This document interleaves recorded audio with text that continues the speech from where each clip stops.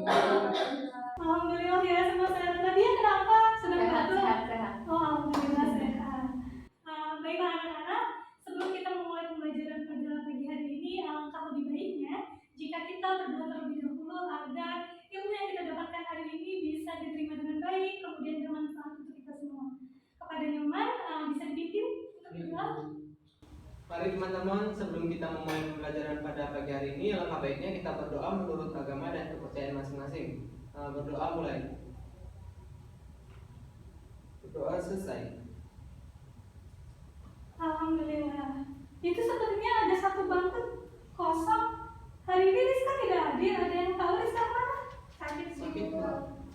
Sakit. Baiklah kita doakan semoga Rizka akan sembuh. Untuk anak-anak semua di masa pandemi seperti ini penting sekali untuk kita menjaga kesehatan agar imun kita tetap kuat dan kita bisa terhindar dari virus, serta kita tidak lupa untuk selalu mematuhi protokol kesehatan ya. Baiklah anak-anak, sebelum kita memulai pembelajaran pada pagi hari ini, Ibu ada sedikit gambar. Laptopnya mati. Baik, di sini sudah ada gambar yang Ibu tampilkan. Silakan diperhatikan terlebih dahulu.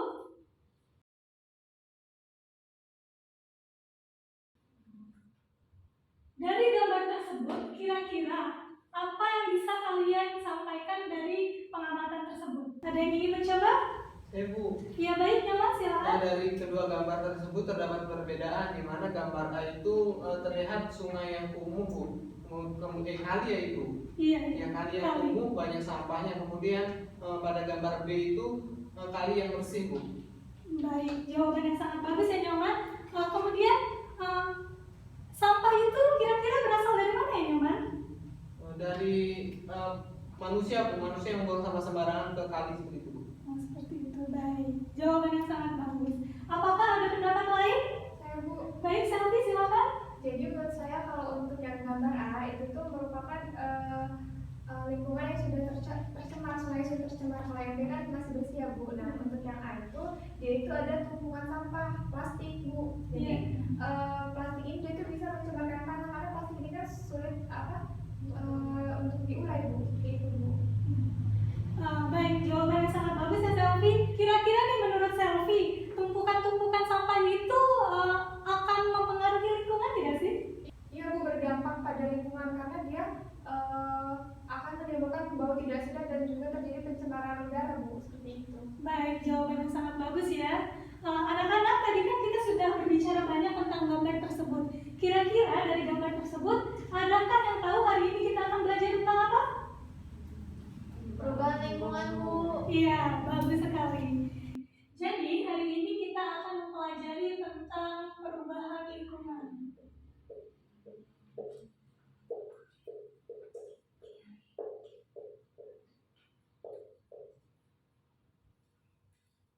Baik, jadi kita akan mempelajari tentang materi perubahan lingkungan. Nah, anak-anak semua, tujuan pembelajaran kita pada hari ini pada KD 3.11 tentang menganalisis data perubahan lingkungan, penyebab dan dampaknya bagi kehidupan. Di sini anak-anak diharapkan dapat menganalisis konsep keseimbangan lingkungan, kemudian dapat mengidentifikasi penyebab perubahan lingkungan, mengidentifikasi sumber-sumber dari pencemaran air, pencemaran tanah, dan pencemaran udara yang tentunya akan mengakibatkan perubahan pada lingkungan. Kemudian dapat menganalisis penyebab dan akibat dari perubahan, serta yang terakhir, anak-anak bisa menganalisis akibat dari pencemaran air, tanah, dan udara. Tadi sudah kita ketahui bahwa penyebab pencemaran lingkungan itu bisa dari pencemaran udara. Iya, bisa pencemaran udara.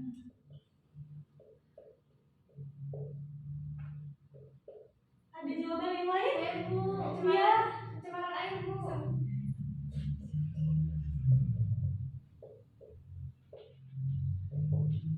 Ada yang lain? Saya Bu. Iya, Taskia silakan. Pencemaran tanah Bu. Pencemaran tanah.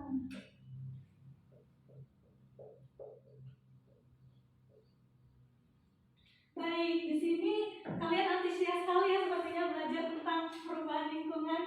Baiklah anak-anak, di sini Ibu sudah membuat sebuah LKPD yang harus kalian kerjakan secara berkelompok. Untuk itu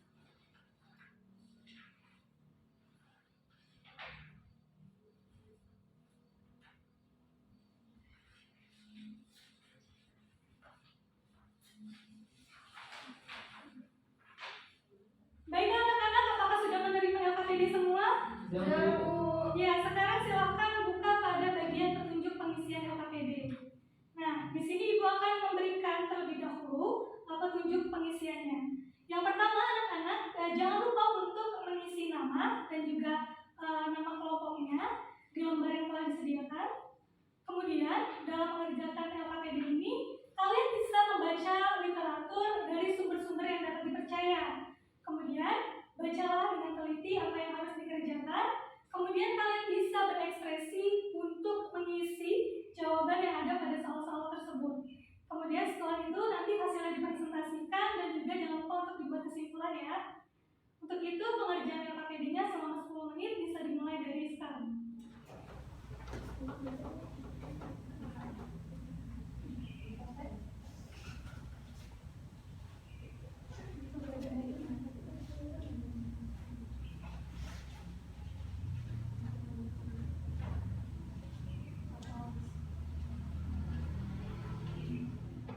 Baik, waktu pengerjaan 2 menit lagi, silahkan diteliti kembali jawaban yang telah kalian tulis. Baiklah, waktu pengerjaan sudah selesai. Di sini saatnya untuk presentasi. Adakah kelompok yang ingin maju untuk mempresentasikan hasilnya? Kelompok 1 saya. Baik, silahkan Taskia dan Selvi.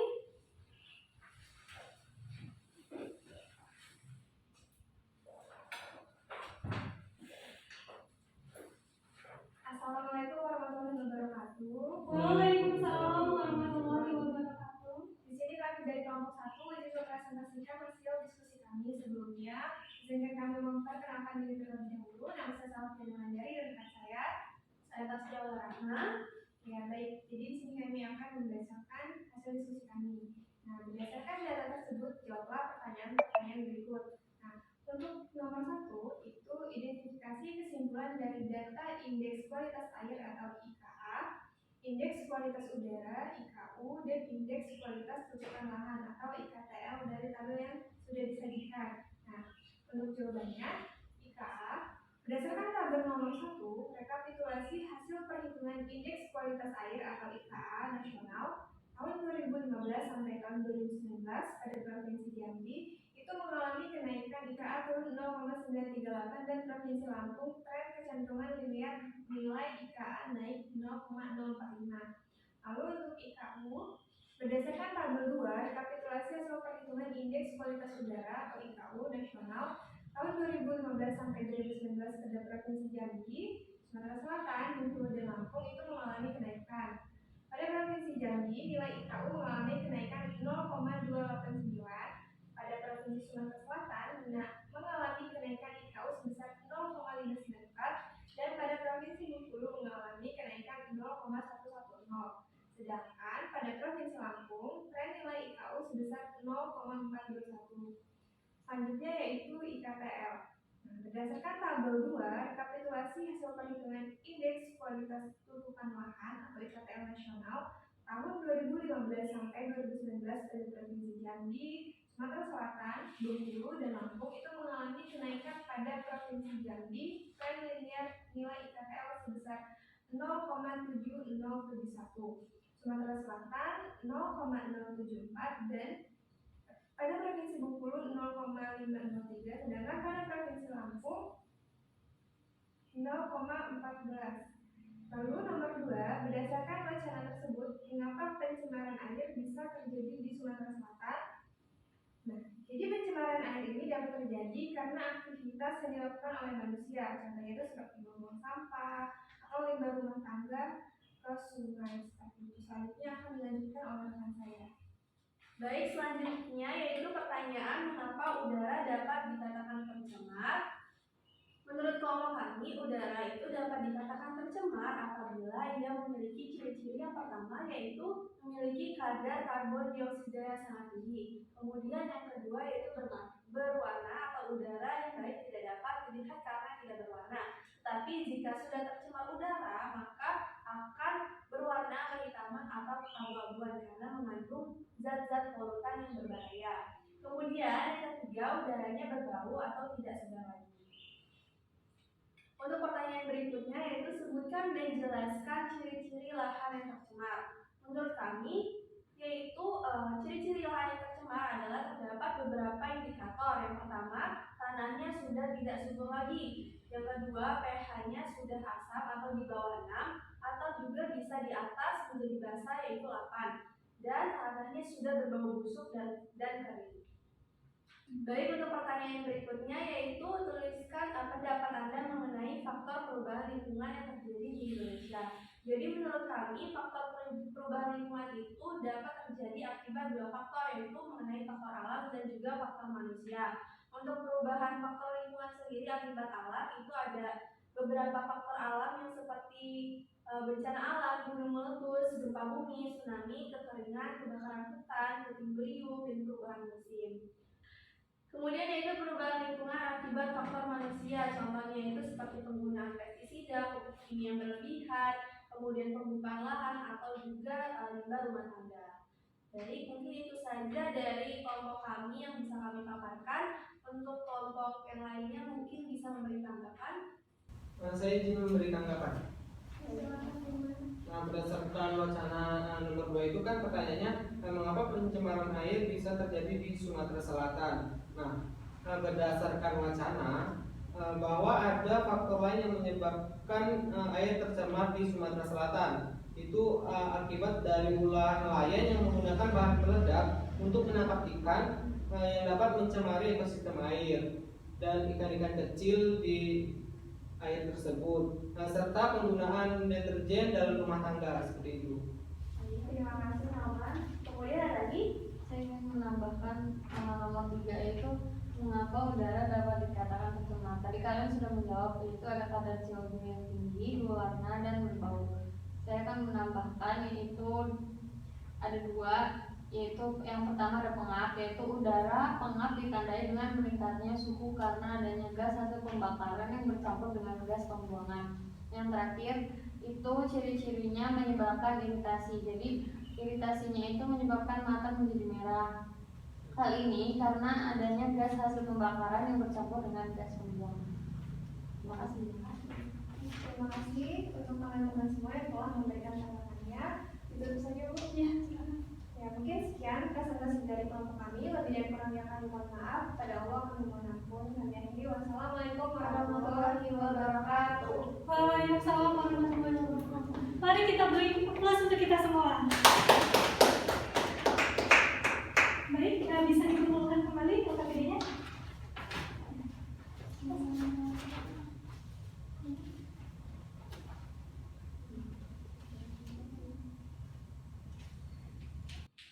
Baiklah anak-anak, tadi kalian sudah mempresentasikan hasil dari diskusinya dan Ibu lihat aktif semua ya, ada yang menanggapi, kemudian presentasinya juga sudah sangat baik.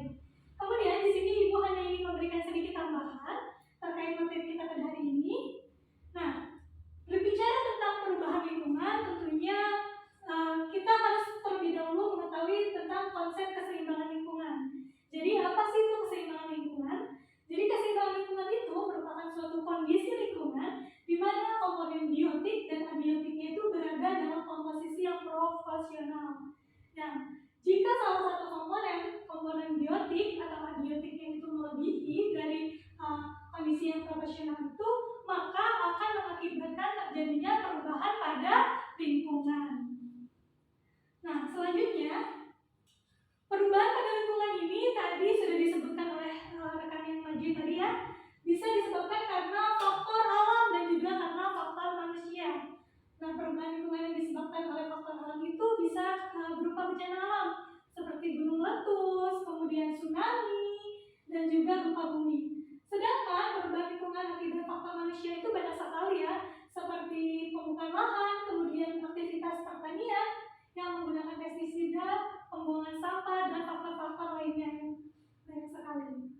Nah, tadi ini perubahan lingkungan itu salah satunya terjadi karena kerusakan lingkungan. Kerusakan itu bisa disebabkan oleh pencemaran udara, bisa disebabkan oleh pencemaran tanah, bisa juga karena pencemaran air. Baiklah, selanjutnya apakah anak-anak ada yang ingin ditanyakan terlebih dahulu? Saya Bu izin bertanya. Ya, silakan ya Mas. Nah, apakah perubahan lingkungan ini selalu membawa dampak negatif Bu? Teman-teman yang lain sebelum Ibu yang menjawab, adakah yang ingin menjawab terlebih dahulu? Saya Bu. Iya, silakan Selvi.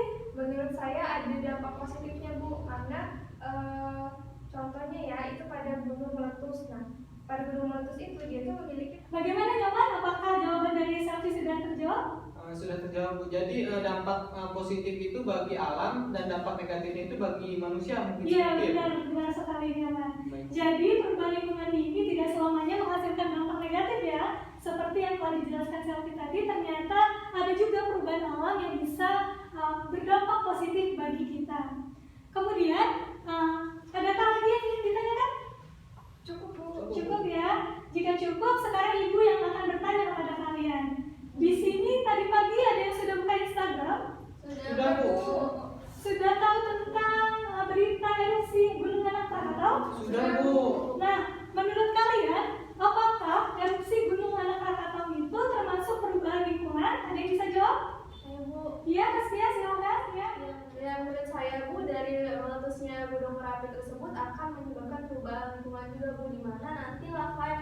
Gunung Merapi tersebut akan menyebabkan tanaman-tanaman di sekitar Gunung Merapi tersebut menjadi mati, Bu. Kemudian juga dengan adanya Gunung Merapi tersebut akan menimbulkan adanya gas limbah di mana nanti akan mencemari lingkungan yang akan mungkin dapat menyebabkan masalah di pernapasan manusia, Bu.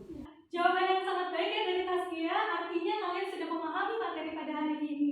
Jadi selanjutnya adakah yang bisa menyimpulkan pembelajaran kita pada hari ini? Iya, silakan Taskia. Jadi pada hari ini kita sudah mempelajari mengenai perubahan lingkungan, di mana perubahan lingkungan itu dapat disebabkan dari adanya pencemaran. Pertama itu dapat dari pencemaran udara, air, dan juga tanah. Seperti itu, Bu. Ada lagi yang ingin menambahkan? Saya Bu. Iya, silakan ya, Jadi Pak. perubahan lingkungan itu ketidakseimbangan antara komponen abiotik dan biotik, Bu. Iya, benar sekali. Ada lagi? Cukup ya, sudah cukup. Mungkin kita sudahi dulu pertemuan pada hari ini karena mengingat waktu kita sudah habis. Nah, untuk pertemuan selanjutnya, Ibu akan memberikan tugas kepada kalian. Jadi kalian bisa mengamati lingkungan yang ada di sekitar kalian. Kemudian kalian bisa mengamati perubahan-perubahan yang terjadi di lingkungan kalian. Apakah ada pencemaran air, pencemaran tanah, ataupun pencemaran udara. Kemudian kalian bisa mendokumentasikannya dan membuatnya menjadi sebuah makalah. Apakah dari penugasan ini ada yang ingin ditanyakan? Untuk waktu pengumpulannya, Bu. Nah, waktu pengumpulannya itu Ibu beri waktu sebelum pertemuan yang akan datang ya. Jadi nanti bisa dikumpulkan melalui Google Classroom. Nanti Ibu akan sediakan nomornya. Ada lagi yang ingin ditanyakan? Sudah cukup jelas, Bu. Ya, sudah cukup jelas. Nah, baik anak-anak, sebelum kita tutup pembelajaran kita pada hari ini, alangkah lebih baiknya jika kita berdoa terlebih dahulu ya sebelum kita pulang. Yang mana bisa dipimpin doanya? Baik, Bu. Mari teman-teman sebelum kita mengakhiri pembelajaran pada pagi hari ini, mari kita berdoa menurut agama dan kepercayaan masing-masing. Berdoa mulai. Berdoa selesai.